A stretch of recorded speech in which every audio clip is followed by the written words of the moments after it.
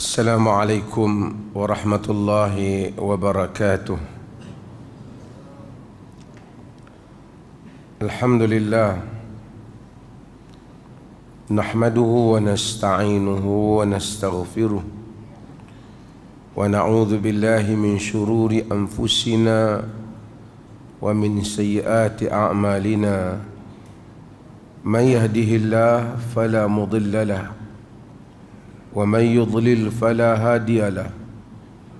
Asyhadu an la ilaha illallah wahdahu la syarika lah wa asyhadu anna Muhammadan abduhu wa rasuluh, amma ba'd.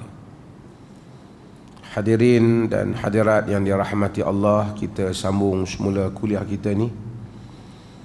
Saya mohon maaf kerana dua siri kuliah terlepas. Yang pertama tu saya ke Riau di Pekanbaru dan kemudian menjadi tetamu kepada Gubernur Riau. Kemudian saya ke Siak. Ini adalah rantau ataupun wilayah etnik Melayu di Indonesia. Indonesia ni banyaklah etnik dia, Jawa, Bugis, macam-macam, tapi ini dianggap sebagai etnik Melayu. Tadi dulu Yang Maha Mulia Pemangku Raja Tuanku Syed Faizuddin Putra telah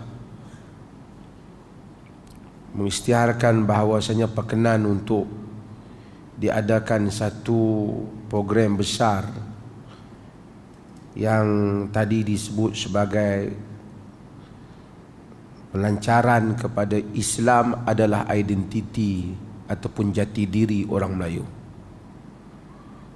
Bukan orang Melayu tu jati diri Islam, Islam tu jati diri orang Melayu. Maksudnya orang Melayu seteruk mana dia pun, dia tak akan berpisah dengan Islam. Macam mana dia tersasul, dia tersilap, akhirnya dia kembali kepada Islam. Itu sepatutnya menjadi identiti kepada masyarakat Melayu. Cuma saya berbicara dengan Gubernur Riau. Saya minta sahabat-sahabat, teman-teman di Universiti Muhammadiyah Umri, juga Universiti Muhammadiyah Riau membuat kajian di atas apa yang dia sebut. Kalau di Malaysia ni, orang Melayu ni tafsiran dia luas. Siapa saja yang beragama Islam, beradat dengan istiadat Melayu, berbahasa Melayu, dia orang Melayu lah. Tapi orang Melayu dalam arti kata keturunan ialah orang yang asal, yang ada di tanah ni. Menariknya di negara kita ini ialah kita, seperti mana yang pernah saya sebutkan, pernah melalui tempoh lama juga. Jika kita namakan dengan penjajahan, kita ada Portugis, pernah juga Belanda masuk sekejap di beberapa tempat, kita ada Inggeris yang lama, kita juga ada Jepun, kita ada, artinya hampir daripada tahun 1511 Alfonso telah melanggar Melaka, sehingga pada tarikh berulang bertukar penjajahan yang berlaku. Ada sekolah missionary, ada pendakwah Kristian. Pun begitu, tidak ada keluarga Melayu yang dikenali telah menganut Kristian, tak ada. Orang Melayu pergi ke sekolah missionary, pergi ke konvent, pergi ke sekolah-sekolah lain, Saint tu, Saint ni, Saint Mark, Saint apa, tapi walaupun belajar ada sebelum assembly ada dibacakan Bible dan seumpamanya dulu, tapi orang Melayu tak ada lagi keluarga Melayu terkenal sebagai keluarga Kristian. Tonggang langgang macam mana pun, pergi mengaji di barat, rasa lebih orang putih daripada orang putih pun, pusing-pusinglah sekali dia kata dia Islam lah. Kan? Tak apalah. Jadi sukar untuk dirubah agama orang Melayu. Bukan orang Melayu tak pernah ubah agama, mereka pernah. Dulu daripada Hindu, Empire Hindu Melayu, mereka bertukar menjadi Islam. Once mereka telah bertukar menjadi Islam, mereka tak pernah lagi mengubah agama mereka. Tak apalah dia ada compang-camping di sana sini itu, tapi tetap mengaku mereka sebagai Muslim. Bangsa-bangsa yang lain, hatta bangsa Arab ada yang Kristian, hatta bangsa-bangsa yang lain, akibat datang daripada penjajahan, mereka mengubah agama mereka. Di Indonesia agak fleksibel. Walaupun hebat menentang Belanda, jauh Belanda datang. Netherlands ataupun Holland yang kita tengok tak ada apa. Saya pun pernah ke Holland. Taklah kecil saya negerinya, jauh datang dengan kapal-kapal menawan Indonesia yang besar. Beratus-ratus tahun lamanya berada di Indonesia. Pun mereka gagal untuk menukar rakyat negara Indonesia menjadi negara Kristian. Namun begitu ada etnik-etnik tertentu di Indonesia Kristian, bertukar agama. Saya dipahamkan oleh Gubernur Riau, tidak ada etnik Melayu yang dikatakan Melayu di Indonesia yang bertukar agama. Yang lain mungkin ada, Jawa mungkin ada ni, tapi Melayu secara Melayu tak ada. Jadi saya bercakap dengan dia tentang pentingnya untuk penegasan ini, bahawasanya Islam adalah identiti orang Melayu yang mesti dikekalkan. Dan Duli Yang Maha Mulia Pemangku Raja berkenan untuk, insya-Allah Gubernur Riau juga akan ke sini, seperti mana yang telah Tuanku isytiharkan tadi, untuk melancarkan tentang hendaklah Islam itu menjadi jati diri orang Melayu, supaya kekal Islam itu.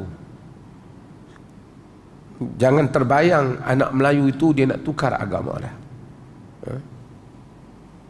Kalau ada satu dua orang kes terpencil manusia meletup fuse dia di sana sini, itu cerita lain lah.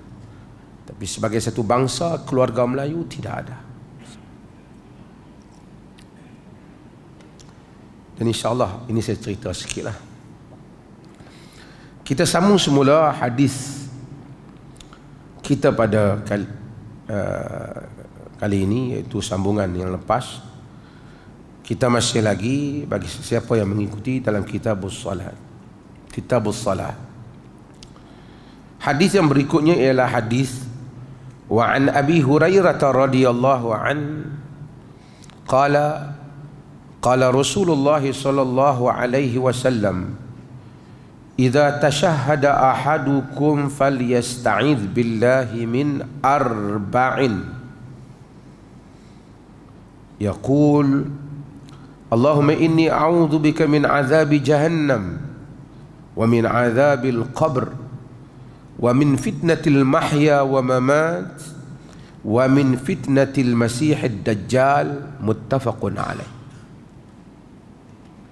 Semua tentu ada kitab lah. Siapa tak ada kitab, ada kitab di sini. Bukan ada kitab lagi di rak. Yang hafal tak payahlah, yang tak hafal ini juga.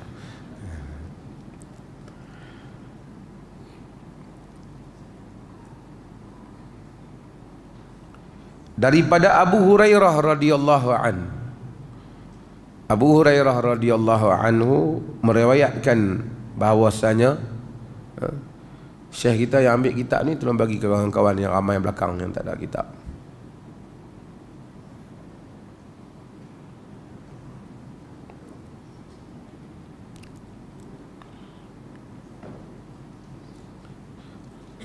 Hadis nombor berapa dalam kitab tu supaya beritahu dia orang? Muka surat apa?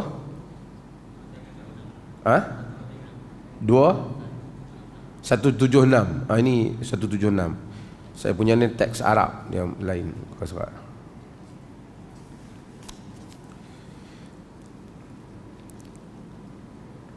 Daripada Abu Hurairah radhiyallahu an katanya, qala Rasulullah sallallahu alaihi wasallam, bersabda Rasulullah sallallahu alaihi wasallam, idza tashahhada ahadukum, apabila seseorang kamu bertasyahud. Tasyahud, orang Melayu kata tahiyat. Tasyahud, apabila seorang kamu bertasyahud, termasuklah dalam makna ini dia bukan saja sehingga asyhadu an la ilaha illallah wa asyhadu anna muhammadar rasulullah atau wa asyhadu anna muhammadan abduhu wa rasuluh, dia termasuk juga dia berselawat kepada Nabi berdasarkan riwayat-riwayat yang lain. Sebahagian kata tak termasuk, tapi majoriti kata termasuk dengan selawat kepada Nabi sallallahu alaihi wasallam. Apabila dia dah selesai kepada tasyahud, falyasta'iz billah, maka dia mintalah perlindungan dengan Allah min arba', daripada 4 perkara. Falyasta'iz billah, perkataan falyasta'iz billah, minta perlindungan dengan Allah ni, majoriti para ulama kata sunnah, yakni sunat. Setiap kali tasyahud baca doa ni. Tetapi di kalangan para ulama ada juga yang menyatakan falyasta'iz billah ni di atas sirah suruhan amr daripada Nabi sallallahu alaihi wasallam ni wajib. Ada di kalangan ulama kata doa ni wajib. Kalau kita dengar kata orang kata wajib baca doa ni, ia bukan sesuatu yang pelik, kerana ada yang menyatakan wajib. Antaranya Tawus bin Kaisan, dia antara orang yang berpendapat wajib.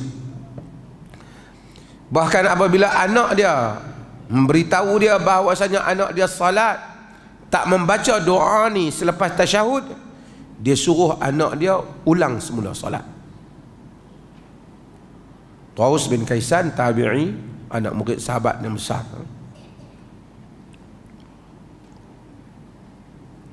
Bagi menunjukkan pentingnya doa ini, walaupun pendapat Tawus itu pendapat minoriti, bukan pendapat majoriti, tetapi pentingnya doa ni,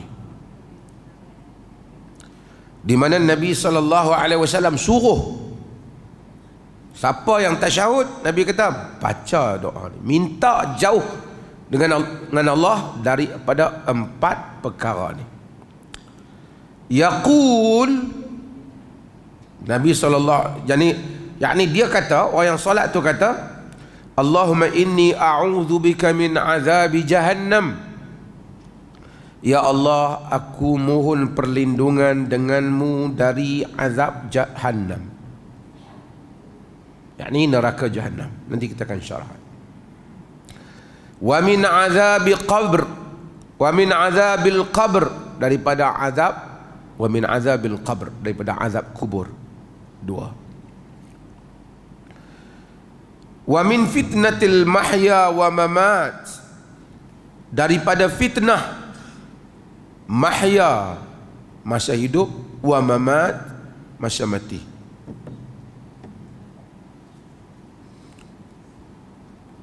Keempat, wa min fitnatil al-masih ad-dajjal, dan daripada fitnah, wa min fitnatil masih ad-dajjal, daripada fitnah al-masih ad-dajjal. Doa ini sangat dituntut untuk kita baca, iaitu minta perlindungan, isti'adzah, minta lindung dengan Allah daripada 4 perkara. Daripada jahannam, jahannam adalah neraka. Nama salah satu daripada nama-nama neraka. Neraka ada jahim, ada ladha, ada saqar, ada banyak nama-nama yang disebut di dalam Al-Quran. Hawiyah. Ulama-ulama membahaskan apakah semua ni pecahan pada nama jahannam ataupun mereka adalah tingkatan-tingkatan. Tentu neraka tidak sama antara satu hamba dengan hamba, dengan kadar seperti mana syurga juga tidak sama nikmatnya, azab neraka juga tidak sama antara satu orang dengan satu orang. Apabila seorang salat, maka dia minta Allah Subhanahu wa taala memelihara dia daripada pertama azab neraka Jahannam. Kerana dalam hidup ni, macam selalu kita bagi tahu, apa pun pandai kita bercakap, berbahas, menzahirkan soleh, agama dan seumpamanya, kalau tidak berakhir di syurga, dia akan berakhir di neraka. Sesiapa yang kesolehannya, kebaikannya, amalannya berakhir di syurga, faqad faz, maka dia berjaya. Faman zuhziha 'anil nar wa udkhilal jannah faqad faz. Siapa yang dikeluarkan dari neraka, dipelihara, tak dimasukkan ke neraka dan dimasukkan ke dalam syurga, faqad faz, dia berjaya. Macam mana pun kita hebat, macam mana pun, tapi kalau penghujung kita neraka, kita gagal. Walaupun KPI kita hebat, pencapaian kita hebat, nama kita diletakkan, ditabalkan di sana dan di sini, diukir, disebut oleh pujangga dan penyair, disebut oleh manusia, tapi kalau penghujungnya neraka, gagal. Walaupun nama kita tak disebut oleh sesiapa pun andainya, tapi kalau penghujung kita syurga, berjaya. Dan untuk masuk syurga dan melepaskan diri daripada neraka, Allah Maha Adil dalam ruang itu. Tak ada kot dia ni kerana dia ustaz, peluang dia lebih sikit, tak ada. Dia mufti, peluang dia lebih sikit, tak ada. Setiap orang berdiri sama di sisi Allah. Ada orang mungkin masuk neraka, masuk syurga disebabkan kerana amalan-amalan tertentu, menyampaikan dakwah, mengajar. Ada orang mungkin masuk syurga disebabkan bersedekah. Ada yang masuk syurga disebabkan kerana perkataan yang baik, disebabkan ibu bapa dia, disebabkan ujian yang Allah bagi pada dia, disebabkan menolong orang dengan tangan dia, disebabkan keikhlasan dia, macam-macam. Allah Maha Adil, supaya tak ada orang kata satu ruang saja. Yang masuk neraka juga banyak sebab. Bukan saja berzina, minum arak, ada kerana maki hamun orang, menginayai orang, syirik, perkara yang paling besar. Banyak hal. Kita apabila kita minta jauh daripada neraka, bermaksud kita minta semua amalan-amalan yang membawa pada neraka dijauhkan kita daripadanya.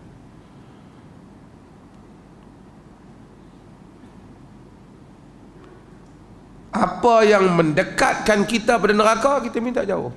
Itu maksud a'udzubika minan nar. Allahumma inni a'udzubika minan nar. Allahumma inni a'udzubika min azab jahannam. Ya Allah, aku minta lindung denganmu daripada azab neraka jahannam.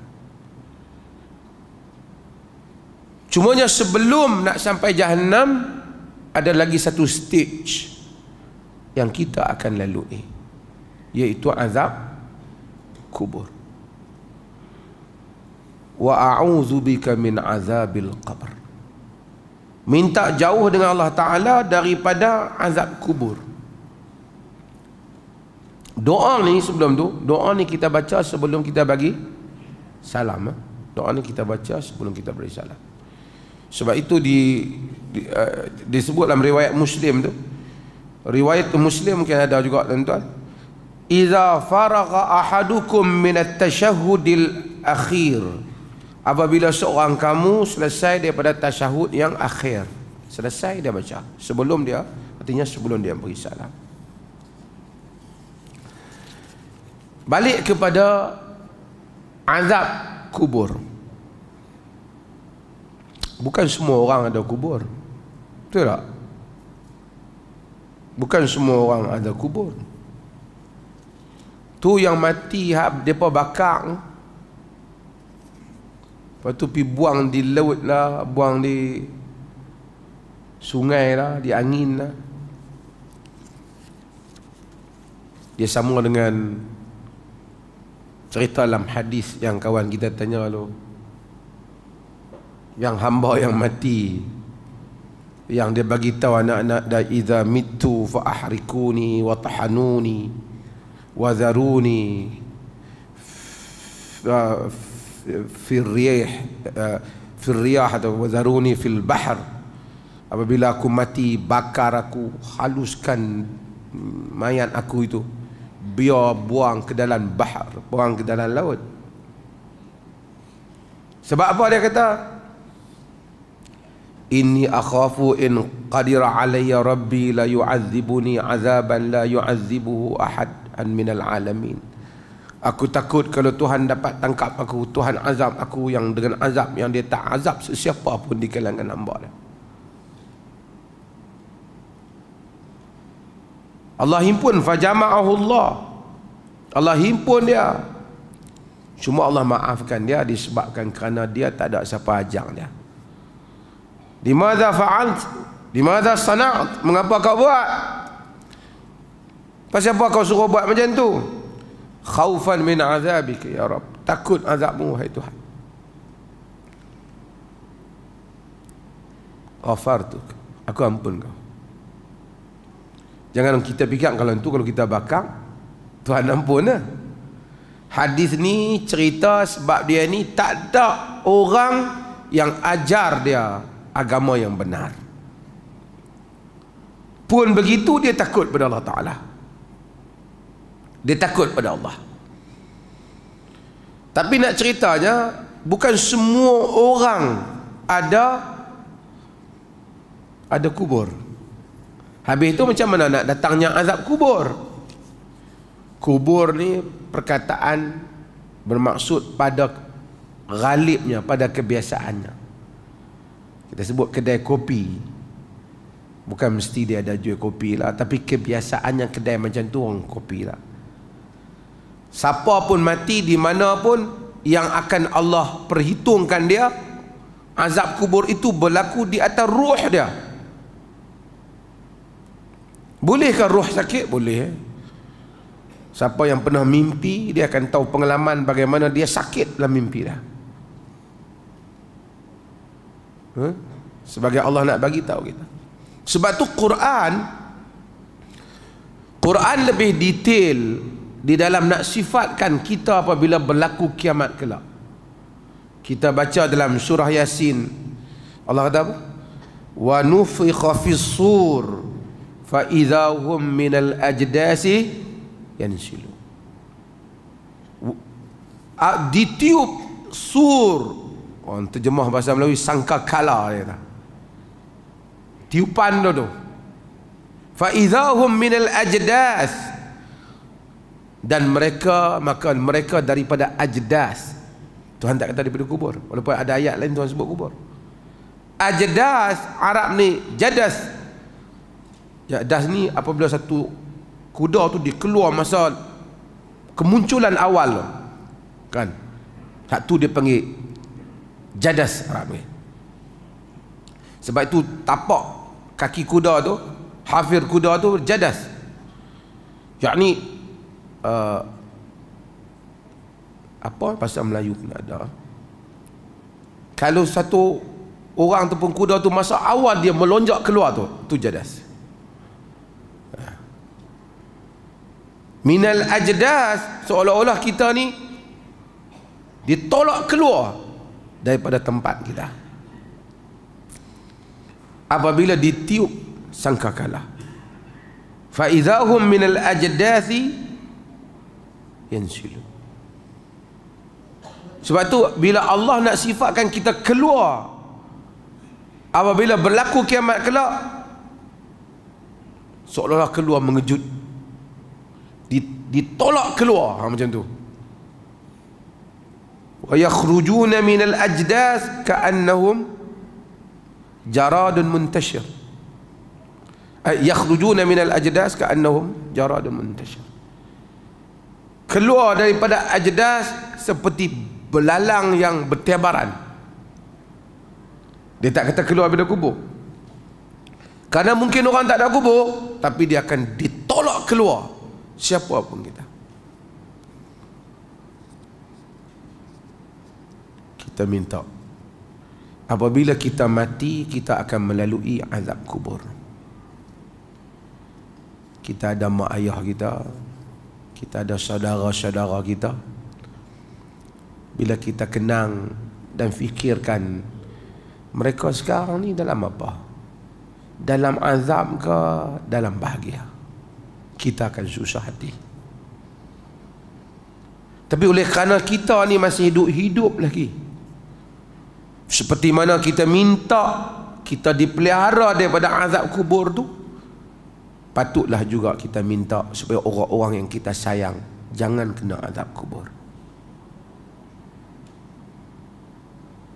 Kita mungkin tidur di rumah kita dengan bantal yang empuk. Ibu ataupun bapa kita, saudara mara kita mungkin menghadapi azab kubur di atas apa yang mereka lakukan di dunia. Tak ada jalan untuk kita boleh tolong mereka, melainkan kita minta supaya Allah pelihara mereka daripada azab kubur juga.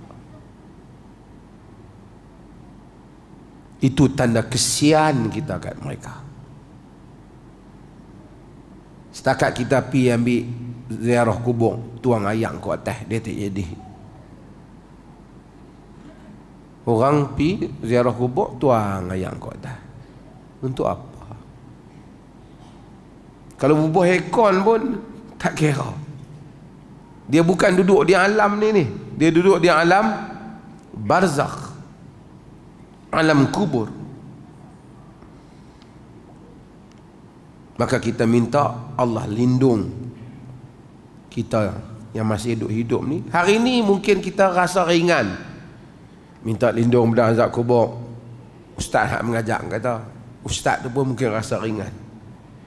Tapi bila kita masuk ke dalam kubur, benar-benar kita tahu apa makna yang kita minta semasa salat.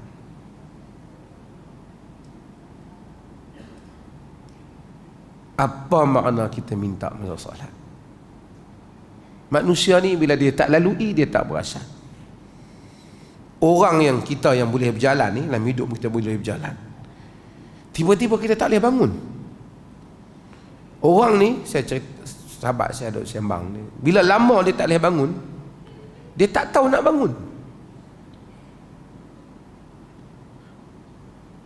Nak kena pergi fisio pula dia, belajar balik bangun. Masa tu kita akan tahu nikmatnya boleh berjalan. Orang yang tangan dia dulu boleh pegang, tiba-tiba tak boleh pegang, masa tu dia tahu besarnya nikmat boleh bergerak jari-jari ni. Walaupun tangan bergerak, jari tak ada nak bergerak, nak pegang tak boleh. Besarnya.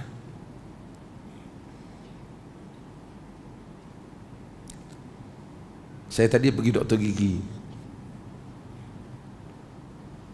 Bila dia cucuk kita, dia bagi kebas gigi kita, kita punya kontrol kita ni tak bagus, tak kuat. Jadi kita kumur. Orang kita kumur, kita tak boleh kumur elok, keluar air tu. Kita rasa macam muka kita besar, dia tak besar lah sebenarnya, kita rasa je sebab dia kebaskan mulut kita tu. Tapi kita tak boleh kontrol. Sekecil itu kontrol mulut. Kita perlukan pertolongan Allah Jalla wa'ala. Gerak jari, mata. Bila tak ada, kita tahu.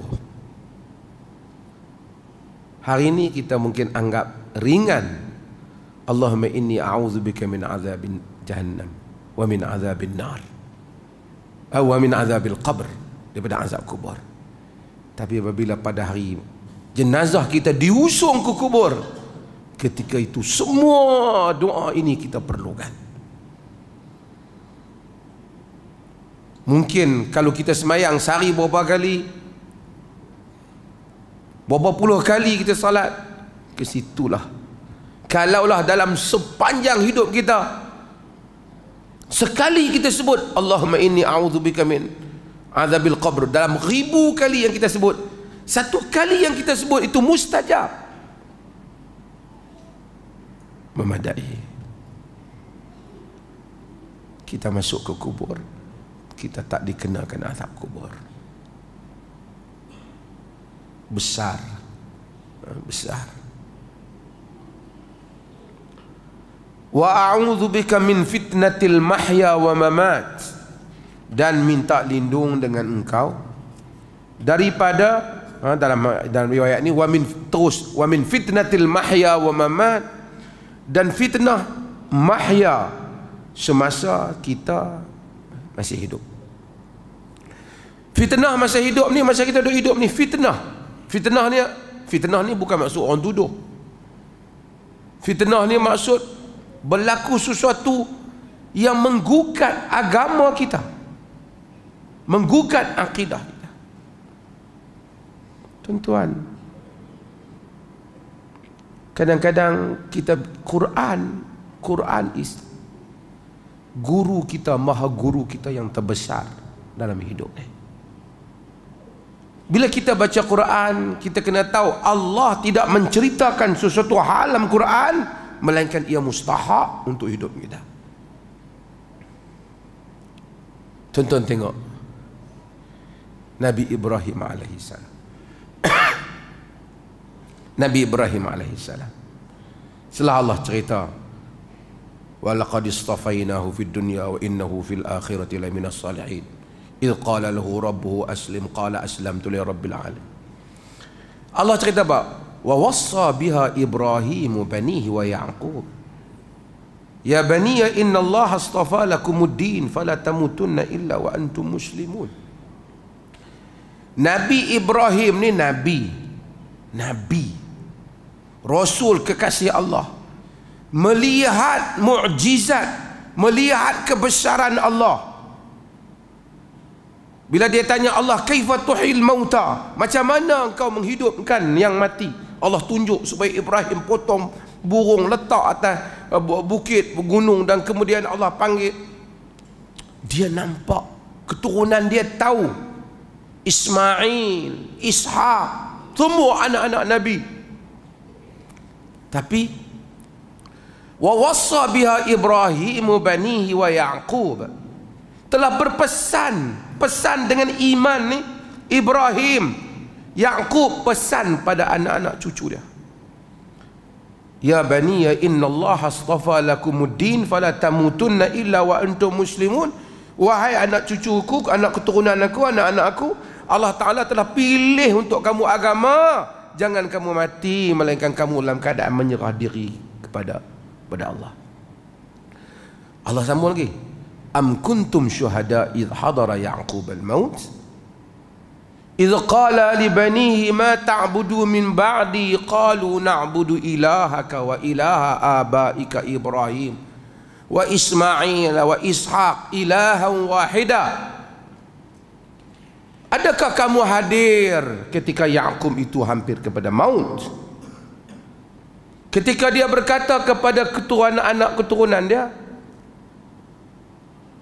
kamu nak sembah apa bila aku tak ada nanti? Mereka menyatakan, kami akan sembah Tuhanmu, Tuhan bapa-bapakmu Ibrahim, Ismail dan Ishak, Tuhan yang satu. Kita fikir-fikir, susah sangat ke buat sembah Tuhan yang satu ni? Sampai Nabi-Nabi pun nak kena pesan ke anak-anak dia. Takkan anak-anak Nabi tak tahu basic tauhid ni? Tak. Sangat mustahak. Kerana syirik boleh berlaku dengan mudah. Tuan-tuan tengok, yang pergi buat menari apa di kubur Tok Kenali tu semua pakai serban tu. Kalau kita kata termasuk yang duk dakwa pergi ke kubur sekarang ni buat upacara kubur, kita ni jauh pada Allah, kita kena minta pada kubur. kubur yang dekat. Dulu ada juga orang buat khurafat atas kubur, tapi dia nak pergi tolong orang kubur tu. Tak apalah, ada bab-bab yang ada khilaf kadang-kadang. Ni dia minta orang kubur tolong dia. Ada, Allah telah ajar ni solat tahajud dekat dengan Allah.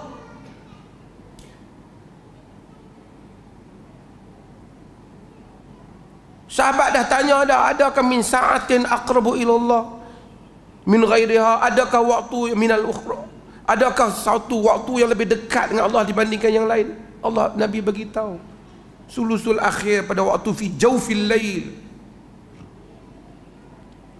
roh sujud dekat dengan Allah, 1/3 yang akhir malam dekat dengan Allah, bacaan-bacaan tentu dekat dengan Allah. Semua hak Nabi cerita dekat dengan Allah, doa mustajab, semua dia tak mau. Dia duk kira kena pitang kubur baru doa kita jadi. Padahal agama, duduk di rumah kau, kau bangun tahajud, kau doa pada Allah, sampai pergi ke Mekah tawaf tak jadi, dia nak pergi cari kubur juga Gok Lerah tu. Dan semua yang dia pergi ni akan ada orang yang boleh justifikasikan untuk dia. Depa yang tak mau ni, depa ni Wahabi lah. Padahal dia kata kubur ni, ahli sunnah kita ni kena pergi minta buat kubur. Dia bubuh nama ahli sunnah pula. Dan orang yang pakai lebay, pakai apa, duka cita, pergi minta tu. Walaupun kita baca semua ayat Quran, Allah menempelak benda-benda ni. Walillahi dinul khalis, bagi Allah agama yang khalis. Allah cerita pula orang yang mengambil selain daripada Allah, liyuqarribuna ila Allahi zulfa, untuk dengan dakwaan untuk mendekatkan diri pada Allah. Allah cerita, Nabi cerita. Ada dalam hadis Ummu Salamah yang kita selalu baca, macam mana ulaika syirarun nas, syirarul khalqi indallah, mereka itu seburuk-buruk makhluk si Allah. Idza matu fihim ar-rajulu salih banau ala qabrihi masjidah wa sawwaru lahu tilka suwar. Bila mati, buat kubur di atas kubur tu, buat macam-macam tempat, sehingga akhirnya syirik. Demikian Allah cerita, demikian Rasul cerita. Hari demi hari kita akan tengok di tanah air kita ni, dia akan jadilah macam Pakistan, macam apa dah. Dia akan penuh di kubur. Dan setiap kali nak penuh, ada kepala-kepala tarikat ni akan kata, no. Ada syekh kita ni sekian, kata dia tidur di kubur ni lah, doa dia mustajab. Dan orang tak mau baca hadis-hadis kita. Dalam hadis pesan, kadang-kadang benda tak munasabah, tak munasabah. Macam baru ni saya sebut, benda tak munasabah. Satu hamba Allah, kononnya dia kata dia pergi ke kota Tarim di Yaman. Lalu dia tak mimpi Nabi. Lalu dia tanya Nabi, kononnya lah selama dia mimpi, dia tanya Nabi, pasal apa di Tarim Yaman dia tak nampak Nabi dalam mimpi? Nabi kata, di Tarim kau tengok satu orang, Fulan bin Fulan, habib tertentu ni, yang itulah muka Nabi. Padahal kita ada kitab Syama'il, kitab apa, telah menceritakan sifat Nabi, rupa Nabi, dibandingkan hamba Allah yang disebut tu jauh dengan sifat rupa Nabi yang disebut dalam hadis-hadis Nabi. Bukanlah kita hina rupa dia, tu kejadian Allah Ta'ala bagi, kita pun tak segak, tapi kenapalah kau kaitkan dengan wajah dia tu? Tapi dia percaya. Kalau kita kata, oh no. Nabi pun Allah bagi banyak version muka dia, mungkin lah. Sebab ta'asub, buang nusus, buang nas agama. Sebab itu pentingnya. Dan yang termakan benda ni bukan mamat pi judi ayam ke, duk pi tikam loteri ke apa, tak. Ini semua yang bubuh lebay. tersasul, tersesat jalan. Bila kita faham hal ni, kita faham bahawasanya kejahilan satu, yang kedua kehendak kepada dunia, syahwah kepada dunia, dua, ini menjadi fitnah dalam hidup insan. Wa min fitnatil mahya, yang ni kita minta ni, minta Allah jauh fitnah, sehingga agama jadi keliru. Tak tahu, saya tak mahu ikut apa dah, semua penin. Laki dia ikut apa pun tak buat. Memang itu tabiat kehidupan akhir zaman. Fa innahu man ya'ish minkum ba'di fasayara ikhtilafan katsira. Sesiapa yang hidup di kalangan kamu pas aku ini akan melihat perselisihan yang banyak.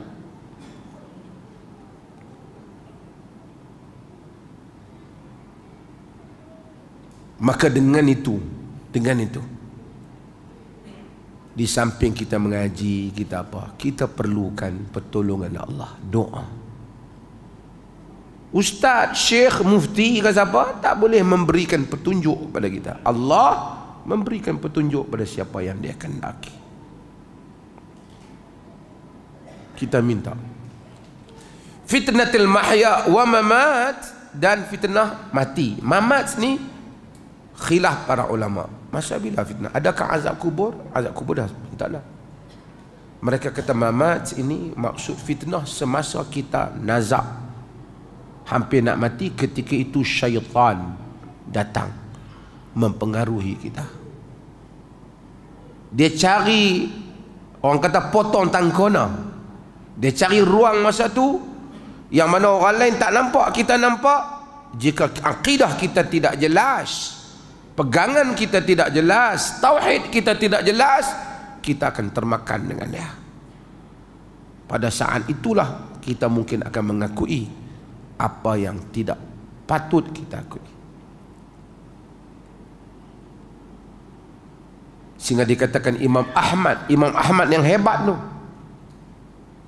ketika akhir hayat dia macam pitam, kemudian sedar balik. Orang bertanya kenapa dia berbicara, dia kata dia melihat syaitan menyatakan, wahai Ahmad, aku gagal untuk mempengaruhi engkau semasa engkau hidup. Nabi Ahmad kata, belum lagi, aku belum mati lagi.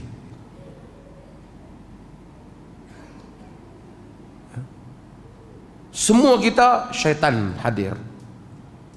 Ketika itu orang lain semua tak nak, kita yang nampak. Di dalam kekeliruan itu kita minta ketika itu pun, min wa a'udzubika min fitnatil mahya wa mamat, wa a'udzubika min fitnati masihid dajjal, dan minta Allah Ta'ala pelihara daripada fitnah al-masih dajjal, iaitu dajjal. Fitnah dajjal lah fitnah yang paling dahsyat. Nabi kata, ma baina khalqil adam ila an taqumu sa'ah fitnatun asyaddu min fitnatid dajjal. Tak ada fitnah daripada Adam diciptakan sehingga berlakunya kiamat, fitnah yang lebih dahsyat daripada fitnah dajjal. Dajjal bila datang keliru. Dajjal ni buta mata sebelah kanan. Innahu a'war. Nabi bagi tahu, Nabi ni pesan 1400 tahun dulu pesan lah. Innahu a'war wa inna rabbakum laisa bi'a'war. Tuhan Dajjal tu buta mata sebelah. Kamu kena tahu Tuhan kamu bukan buta mata sebelah. Maksud apa? Maksud ramai terpengaruh. Betul juga dia Tuhan tu. Hujan dia boleh bagi turun, rezeki dia boleh bagi tambah, tanah dia bagi subur. Terpengaruh orang. Hak sebagian mungkin akan kata ini karamah wali Dajjal, wali kutub ke apa. Sebab tu sebelum Dajjal datang pun, hak Dajjal kecil ni pun manusia terpengaruh dah. Mirza Ghulam Ahmad mari, berapa ramai ajaran Qadiani sampai hari ni. Bayangkan ayah Pin yang baca surah Abang terbalik tu, dia tak boleh baca ayah Pin ni. Dia mengaku Tuhan, dia buat teko. Apa ramai artis, ramai orang pikut dia. Dia pergi ke kuil agama tertentu, mereka basuh kaki dia dengan air susu, mereka minum air tu.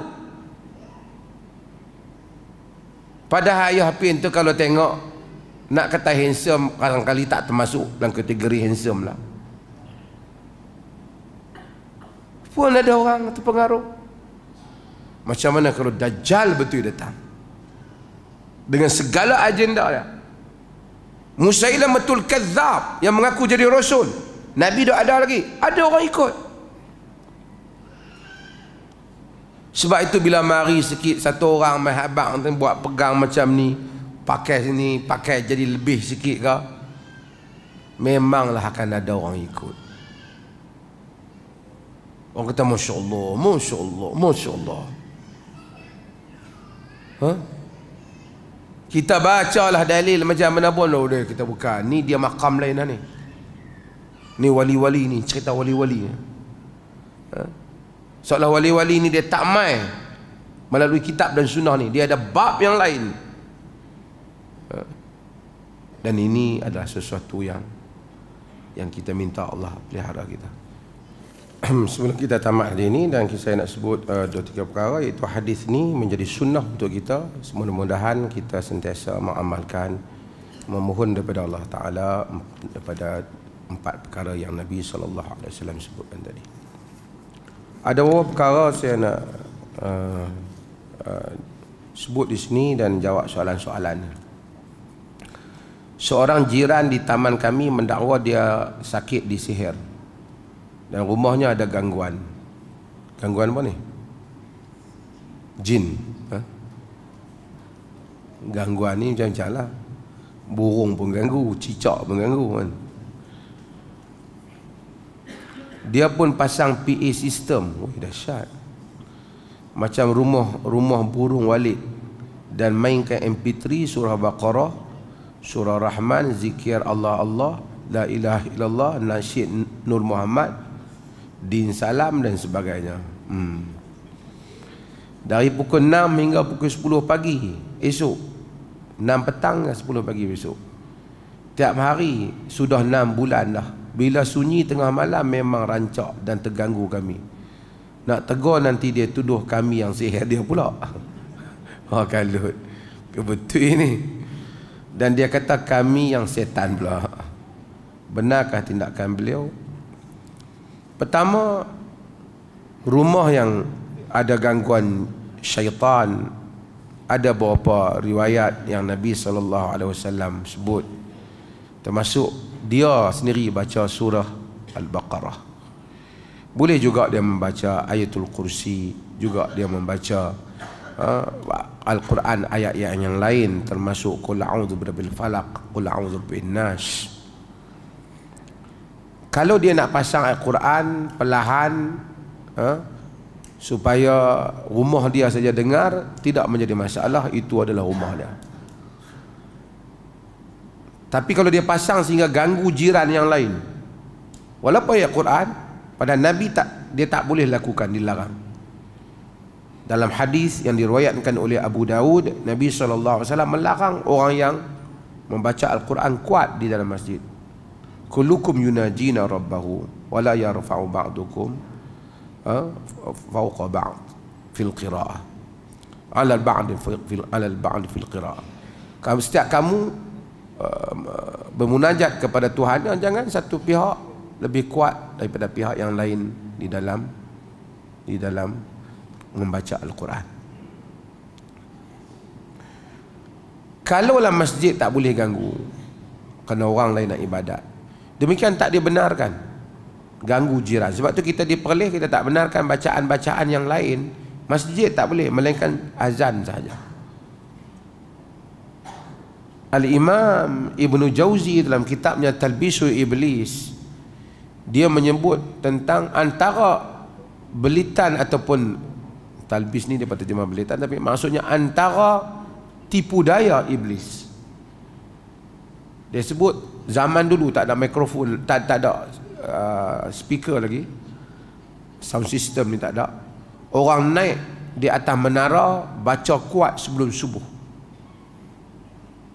supaya nak bagi tahu kata waktu subuh nak masuk lah. Sebelum, bukan azan, dia baca dengan bacaan macam-macam. Al-Imam Ibn Jauzi, ini bukan Ibn Qayyim anak murid Ibn Taimiyah, ni Ibn Jauzi yang meninggal pada tahun 456 Hijrah. Al-Imam Ibn Jauzi menyatakan ini adalah termasuk dalam tipu daya iblis. Kerana ganggu orang, Nabi tak bagi ganggu jiran. Yang ganggu jiran tu dia jadi syaitan. Dia nak halau syaitan, dia jadi syaitan. Sebab itu maka dalam kes ini, kalau dia nak baca, letakkan ayat Quran di rumah dia, dia boleh letak dalam rumah dia. Yang nak pergi kuat sampai satu kampung buat apa? Yang menarik dia kata apa? Dia, masalahnya dia pun tak tidur situ. Malam dia lari ke rumah mak mentua dia, esok pun datang. Jadi bukan saja jin lari, setan lari, dengan dia sendiri lari. Dia tu tak tahu termasuk dalam apa. Tak, saya kalau siapa-siapa yang kaitan ni saya minta maaf lah, saya tak tahu kawan dia yang tulis ni betul ke tak cerita ni, saya tak tahu. Tapi apapun yang pentingnya, dia tak boleh lakukan hal ni. Jiran kalau terganggu, boleh minta pihak berkuasa untuk pergi tutup bunyian tu dan tutup. Dan tidak termasuk, tak boleh dia kata kerana tak suka ayat Quran. Tak. Orang ada urusan, ada masa orang dengar Quran. Kita duduk tengah tidur, orang main baca Quran, telinga kita boleh. Lepas tu kita jangan aku nak lena. Oh, hang tak suka Quran no. Manusia ada keadaan-keadaan dia, dan ini tak boleh lakukan.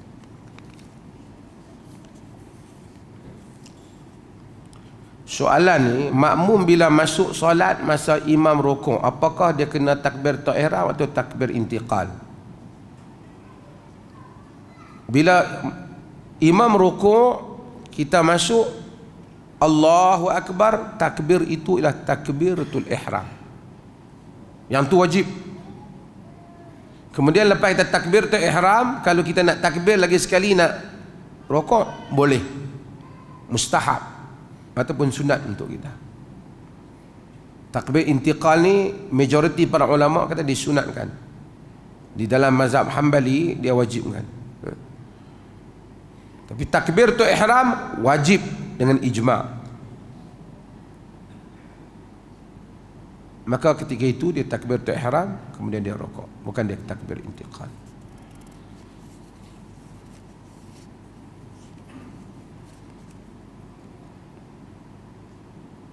Perlukah memanjangkan salat 2 rakaat sebelum subuh, atau di solat ditunaikan dengan cara yang ringkas?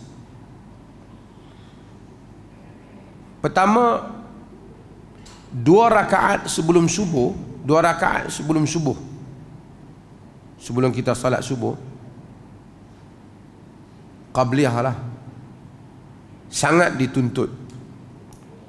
Khairun minad dunya wa ma fiha, rakaatan, 2 rakaat, rakaatal fajr, 2 rakaat qabla fajr tu Nabi SAW kata sangat lebih baik daripada dunia dan segala isinya.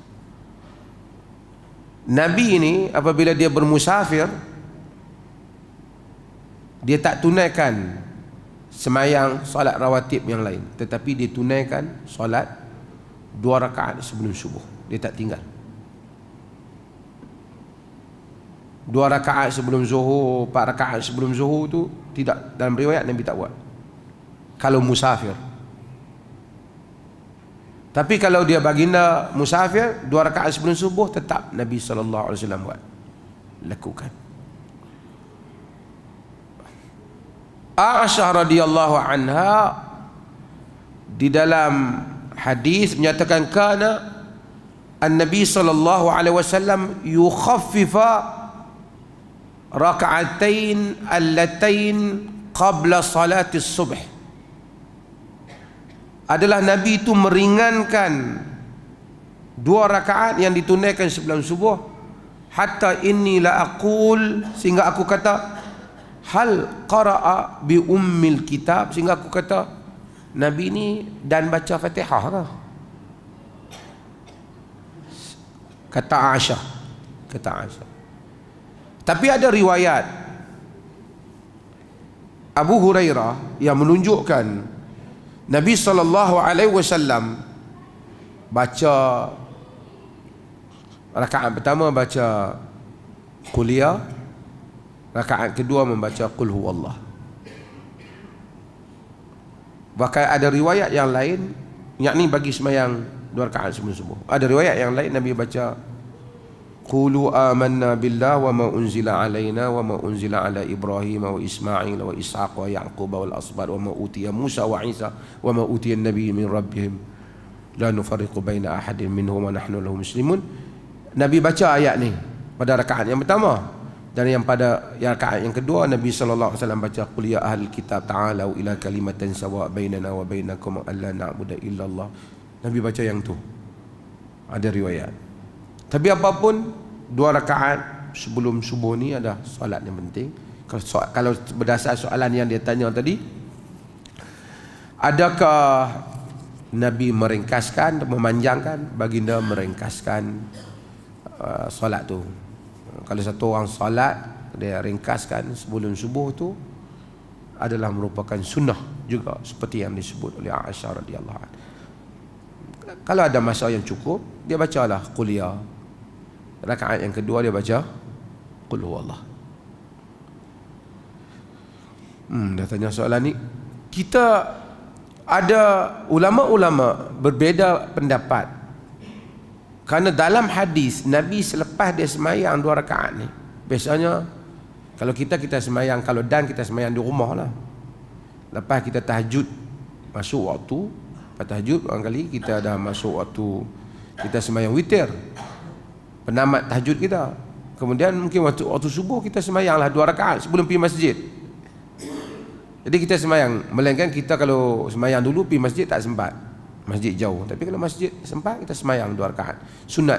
Semayang sunat ni elok dibuat di rumah kita. Kalau kita solat 2 rakaat tu, Nabi dalam riwayat, Nabi kan rumah Nabi dekat dengan masjid. Selepas baginda solat 2 rakaat sebelum subuh tu, sunat tu, Nabi ni baring di atas lambung kanannya. Para ulama khilaf, adakah Nabi baring tu termasuk dalam sunnah yang dapat pahala kita buat, ataupun Nabi baring tu sekadar nak rehat je lah, kerana Nabi panjang dalam ibadat malam. Bagi sebahagian ulama kata tak dituntut, itu kerana jibiliyah, Nabi rehat. Orang yang ni dia rehat lah. Sebahagian mereka kata kerana Nabi, riwayat banyak menunjukkan Nabi lepas semayang baring atas lambung kanan. Maka siapa yang ada ruang, sebab tu tuan-tuan pergi tengok negeri Arab tu, kata orang Arab ni pelik betul ya. Tuan-tuan pergi Mekah, Madinah kan, lepas semayang tu ada yang baring. Apa ini baring ni? Dia pun tak kisah, dia pun ambil sunnah tu lah. Cuma kita kalau dah orang ramai tak pergi baring, kacau tempat orang pula. Orang usung kita buat keluar. Tengok tempat lah kan.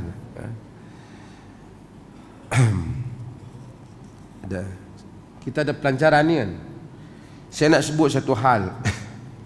Bila saya tengok ni kawan Jaib ni, kita di negeri Perlis ni memang menjadi polisi kita untuk memudahkan perkahwinan. Kita mudahkan perkahwinan. Negeri Perlis ni, orang kata kadang-kadang orang ni dia nak buat komen, mufti duk bincang banyak benda, pilah hapuskanlah kelab-kelab malam tu. Hang pi hapus di negeri hang lah, negeri ni tak ada. Yang seronok tu dia pakai mengaku wali sunnah kuat tu. Negeri dia penuh dengan genting Highland.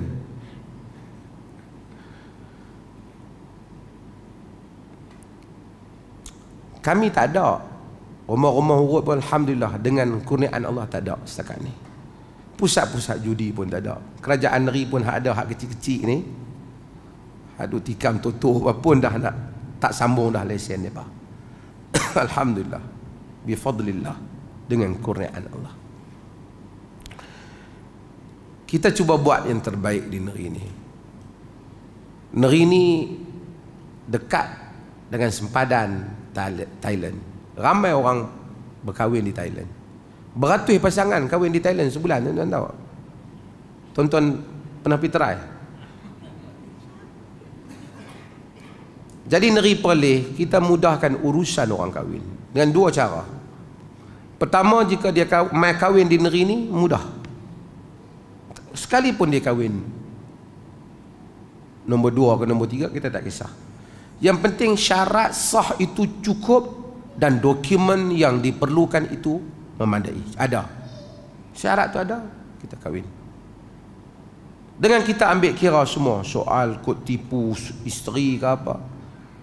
Satu orang ada latar yang cukup, gaji yang cukup, dia bagi dia kahwin. Tapi kalau tanya hang kerja apa? Kerja tak ada, baru nak minta kerja. Tapi sebelum nak minta kerja nak kahwin dua dulu. Yang tu kita tanyalah dia. Mangkak ni nak kahwin pasal apa? Kan? Tapi kalau dia ada gaji, orang meniaga, orang apa, pasal apa kita tak bagi dia menikah?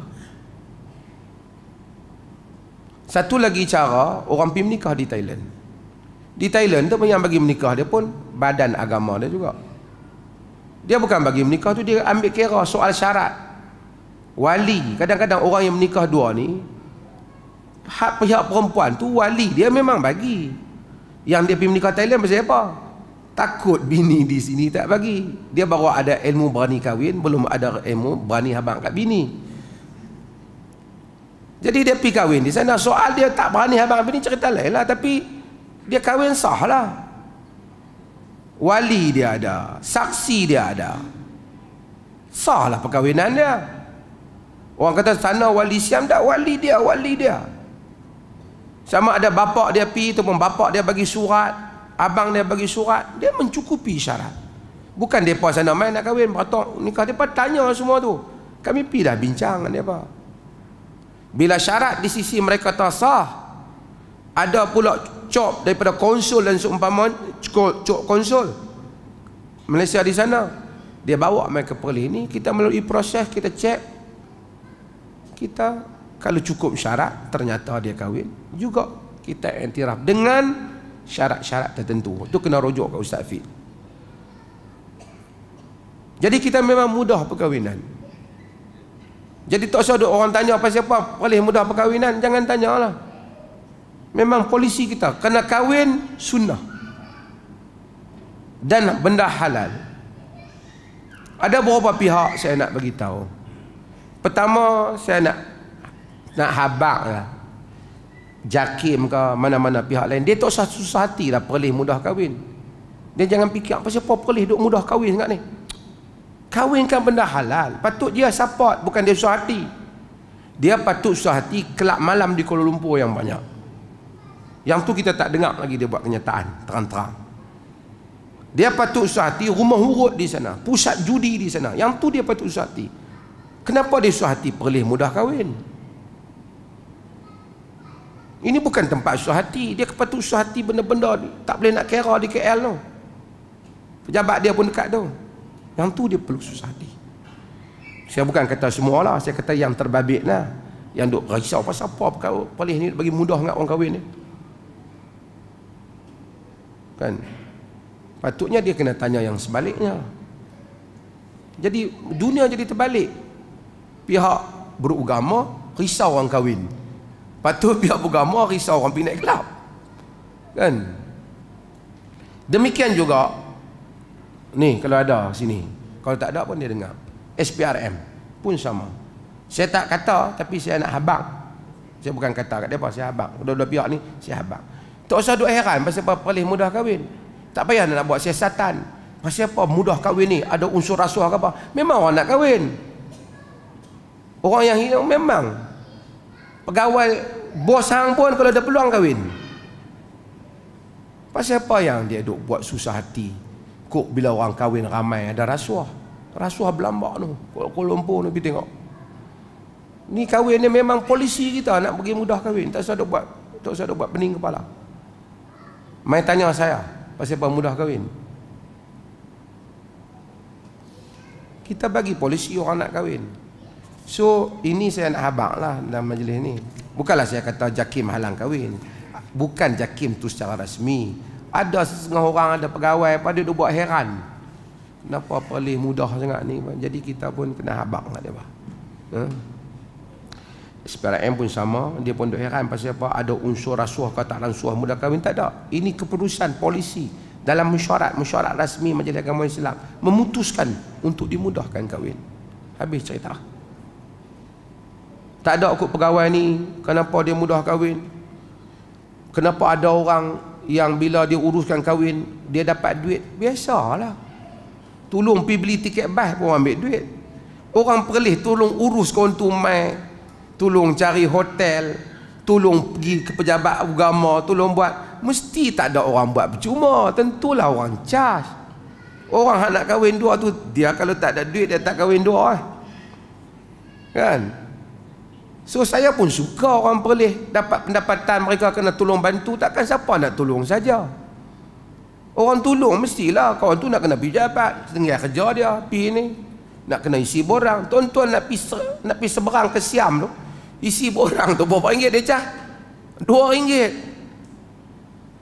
Pen tu boleh tulis 500 borang. Pen 7 kupang. Dia cah RM5, dah kita malas tulis. Betul tak? Tentulah kita suruh orang tolong urus kita kahwin di Perlis. Orang tu cas. Biasalah orang cas. Dan penting pegawai yang uruskan tu dia ambil dengan seperti jumlah yang telah ditulis. Dia ambil. Tak ada apa dia ambil. Selepas daripada tu dia tak ada kot bagi dia ni kahwin dulu, dia tak ada. Dia bukan ni projek, bukan projek. Ada orang dapat kahwin, ada orang tak dapat. Dia bukan satu projek, semua orang dapat kahwin. Lepas tu dia jumpa ustaz yang terima kasih ustaz bagi saya kahwin. Nak belanja ustaz makan ikan bakar, biar apilah kat dia. Kalau tak belanja ustaz tu makan ikan bakar pun dia boleh kahwin. SPRM fikir tu, had tu terlepas banyak-banyak tu. Tak ada fikir benda-benda ni. Tak padan. Dah. Kalau SPRM nak main kahwin, boleh. Tanya Mamat ni, dia boleh urus. Saya habaq je. Jadi tak payahlah duk timbul benda-benda macam tu. Ada apa-apa, mai tanya. Tak usah duk tanya depa-depa ni, mai tanya saya. Mudah-mudahan Allah rahmati kita semua. Kita malam ni satu lagi, mana Fadilatul Syekh Faiz, Ustaz Faiz Al-Hafiz lah. Okey. Kita tuan-tuan, saya ambil ruang ni lah, saya melawak ni. Tuan-tuan duduk atas kapek ni memanglah ada orang dia tanya pasal apa nak tukar kapek Masjid Alwi. Masjid ni lama, kapek ni lama dah, tuan-tuan pun tengok kasak lah kapek ni. Ada orang mai tanya lama pasal apa nak tukar berapa kos dia tukar berapa. Nak derma apa? Saya ingat nak derma RM10. Soalan macam RM30,000. Tak apalah tanya tu, saya pun tak marah nak tanya tu. Tapi panjang soalan, tengok dia ni silat-silat habis ya. Kapek ni dia saja derma cara ni. Nak derma kat tu lah, nak bagi RM10. Panjang soalan tu. Jadi saya bagi tahu terus pada malam ni, senang. Kapek ni bukan kita nak pergi buang, tapi kita Masjid Alwi selalu ada program besar. Kapek ni pun dah lama juga. Saya tak mau cerita lah pasal kapek ni, cerita lama. Pasal apa kapek ni dulu tak elok. Ni bukan kapek kita bubuh ni. Yang ni dia mai melalui prosedur dah. Saya tak mau panjang cerita tu. Kapek ni. Okey. Jadi kita fikir kita nak tukar kapek ni, bukan saja kapek ni kita nak tukar, kita juga nak bagi elok sikit dalam ruang masjid ni. Bagi environment yang elok. So kita kira fikir ramai, kita lebih kurang kita perlu 400,000. Kita belum lancar lagi. Alhamdulillah, saya baru letak dalam Facebook lebih kurang seminggu. Saya kira-kira tadi kita lebih kurang ada 150,000 dia. 150,000. Tapi kalau malam ni tuan-tuan bagi seorang 1,000, kita akan ada masjid ni 4 saf, 1 saf 1 orang, 4 saf 400 orang. Kita akan ada lebih kurang 500,000.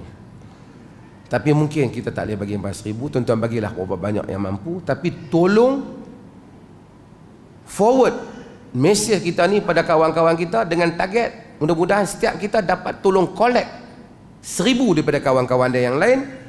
So dengan itu malam ni saja insya-Allah, minggu depan kita tak payah collect dah. Boleh tuan-tuan? Insya-Allah kata insya-Allah. Insya-Allah, azam insya-Allah. Tak payah keluar 3 hari. Forwardnya. Insya-Allah. Dan mana yang saya nak lancar? Tabung ni insya-Allah ini bukan apa, sebagai gimmick je lah, nak bagi semangat tuan-tuan semua yang ada malam ni. Jangan bubuh kitab tu, bubuh duit. Kitab tu hak masjid punya. InsyaAllah terima kasih banyak. Mudah-mudahan Allah rahmati kita. Allahumma ati nufusana taqwaha wa zakkiha wa anta khairu man zakkaha anta waliyuha wa maulaha. Wa sallallahu ala nabiyyina Muhammad walhamdulillah.